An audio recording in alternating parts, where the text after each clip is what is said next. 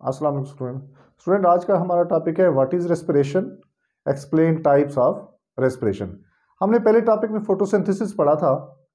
Respiration को शुरू करने से पहले मैं एक दफ़ा दोबारा आपको रिवाइज करा देता हूँ। फोटोसिंथेसिस क्या प्रोसेस था? It is a process in which plant use carbon dioxide, water and sunlight make glucose and oxygen. Dear, यही ग्लूकोज जब हम यूज़ करते हैं, हम जब खाना खाते हैं, फूड यूज़ करते हैं, तो हमारी बॉडी में ग्लूकोज से सेल क्या प्रोड्यूस करते हैं? एनर्जी प्रोड्यूस करते हैं। यानी ग्लूकोज की ब्रेकडाउन होती है और देन रिलीज एनर्जी। और इस प्रोसेस के दौरान कार्बन डाइऑक्साइड भी प्रोड्यूस होती है और वाटर भी प्रोड्यूस हो रहा होता है। तो अगर मैं डेफिनेशन रेस्पिरेशन की यूं बताऊं कि break down of the food to release to produce energy is called respiration.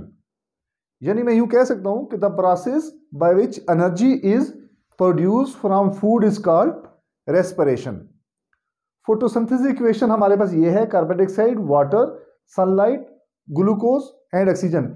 ये इसकी प्रोडक्ट साइड है और ये रिएक्टेंट है। इस प्रोडक्ट को अगर मैं रेस्पिरेशन की इक्वेशन बनाऊं तो इस प्रोडक्ट को मैं यहां पे रिएक्टेंट के तौर पे लूं और यहां पे जो रिएक्टेंट है वो मैं यहां पे एज ए प्रोडक्ट यूज करूं तो मेरी रेस्पिरेशन की इक्वेशन भी बन जाती है। यानी मैं अगर फोटोसिंथेसिस की इक्वेशन को रिवर्स कर दूं, यानी रिएक्टेंट को प्रोडक्ट और प्रोडक्ट को रिएक्टेंट, यानी अगर मैं रेस्पिरेशन को सिंपली लिखना चाहूं तो मैं पहले डेफिनेशन लिखूं, उसके बाद ग्लूकोज प्लस ऑक्सीजन एंजाइम की प्रेजेंस में क्या प्रोड्यूस हो रहा होता है? कार्बन डाइऑक्साइड, वाटर और एनर्जी।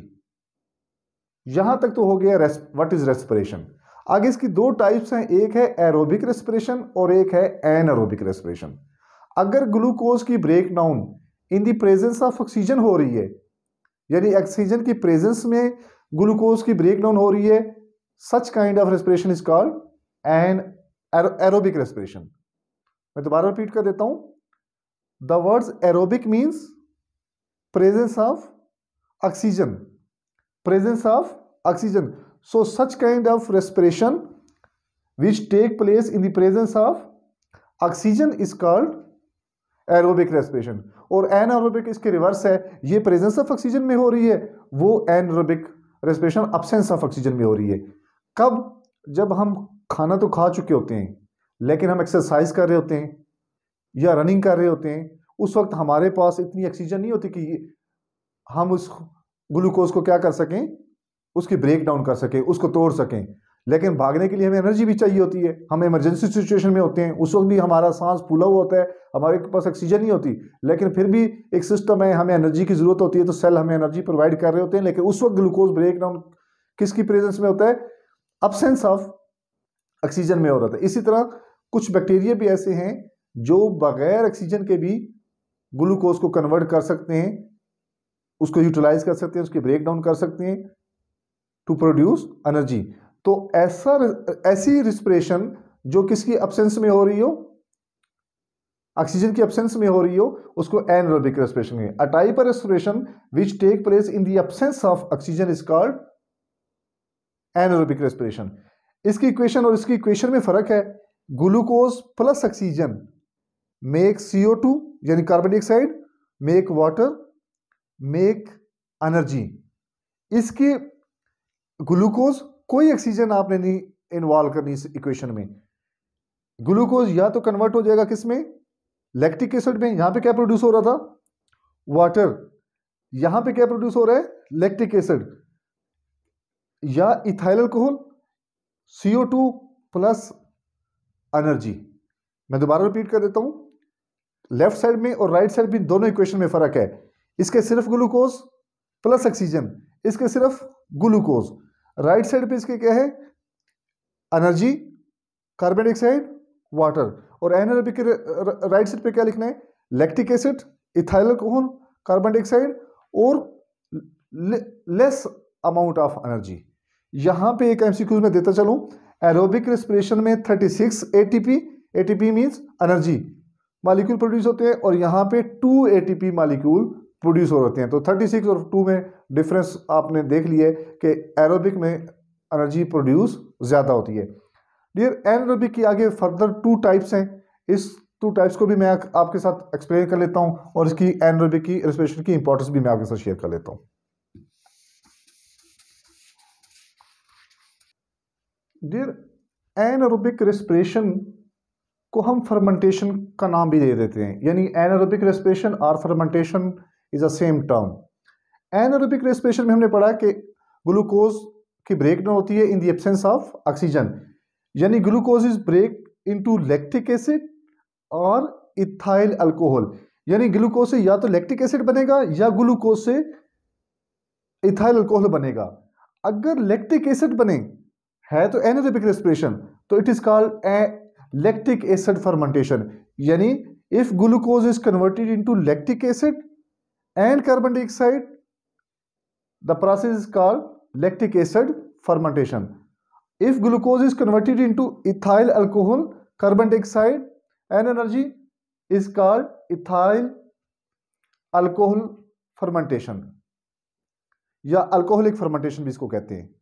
तो डियर, एक तो ये क्वेश्चन हो गया कि what is respiration, types of respiration, anaerobic, aerobic. आगे फर्दर एनारोबिक की फर्दर 2 टाइप्स हैं, alcoholic fermentation and lactic acid fermentation. तो एनारोबिक रेस्पिरेशन की एडवांटेज भी एग्जामिनर पूछ लेता है। तो डियर, एक तो हमें लैक्टिक एसिड मिल रहा है, तो we can say that lactic acid industry में, एसिड इंडस्ट्री में भी एनारोबिक रेस्पिरेशन का यूज है। We can get ethyl alcohol by anaerobic respiration. दूसरा डियर, हमारा योगर्ट, हमारा चीज़ यानी डेयरी इंडस्ट्री में भी इसका बड़ा रोल है। हमारी योगर्ट, हमारा दही ना बनता, चीज़ ना बनता, बटर ना बनता अगर हमारे पास कौन सा फिनोमिना ना होता है, एनारोबिक रेस्पिरेशन। तो we can say that dairy industry में भी रोल प्ले कर रहा है कौन, एनारोबिक रेस्पिरेशन। दूसरा, हम इंसुलिन, हम एंटीबायोटिक्स यानी मेडिकल फील्ड में भी एनारोबिक रेस्पिरेशन का यूज है। एनारोबिक रेस्पिरेशन के थ्रू हम क्या प्रोड्यूस कर रहे हैं, इंसुलिन वगैरह। तो मेडिकल प्रोडक्ट भी हासिल हो रही हैं टू मेक एंटीबायोटिक्स। दूसरा है energy to muscle during exercise, जब हमारे एक्सरसाइज हम कर रहे होते हैं, ऑक्सीजन नहीं होती, तो उस वक्त भी हमें कौन प्रोवाइड एनर्जी कर रहा होता है, anaerobic respiration. So energy to muscle during exercise. Lactic acid is used to make cheese and yogurt. Hormones are produced by anaerobic respiration. Methane gas is produced during anaerobic respiration which is a biogas which is used to obtain energy. Alcohol, alcohol industry में भी हम किसको use कर रहे हैं, phenomena के, anaerobic respiration. Baking, bakery के products, जितने भी बेकरी के प्रोडक्ट्स हैं वो भी किस वजह से पॉसिबल हुए, फर्मेंटेशन की वजह से या एनारोबिक रेस्पिरेशन। तो यूं हम कह सकते हैं कि हमने एक मुकम्मल क्वेश्चन आज पढ़ लिया है। रेस्पिरेशन क्या है, types of respiration, aerobic, anaerobic. Anaerobic की आगे फर्दर 2 टाइप्स है। एनारोबिक को दूसरा नाम हम क्या दे रहे हैं, फर्मेंटेशन। तो फर्मेंटेशन कितनी किस्म की है, alcoholic fermentation and lactic acid fermentation. If glucose is converted into lactic acid, lactic acid fermentation. If glucose is converted into ethyl alcohol, ethyl alcoholic fermentation. तो फर्मेंटेशन की क्या इंपॉर्टेंस है हमने बताया, मेडिकल की फील्ड में भी है, हार्मोन्स भी क्रिएट कर सकते हैं, बेकिंग इंडस्ट्री में भी है, डेयरी प्रोडक्ट में भी है, हार्मोन्स में भी है, एसिडिक भी है और इथाइल इंडस्ट्री में भी हम इसको यूज़ कर रहे हैं। मैं उम्मीद करता हूं कि आपको लेक्चर आज का अच्छा लगा। अगर आपने चैनल सब्सक्राइब नहीं किया तो काइंडली इसको सब्सक्राइब कर लें।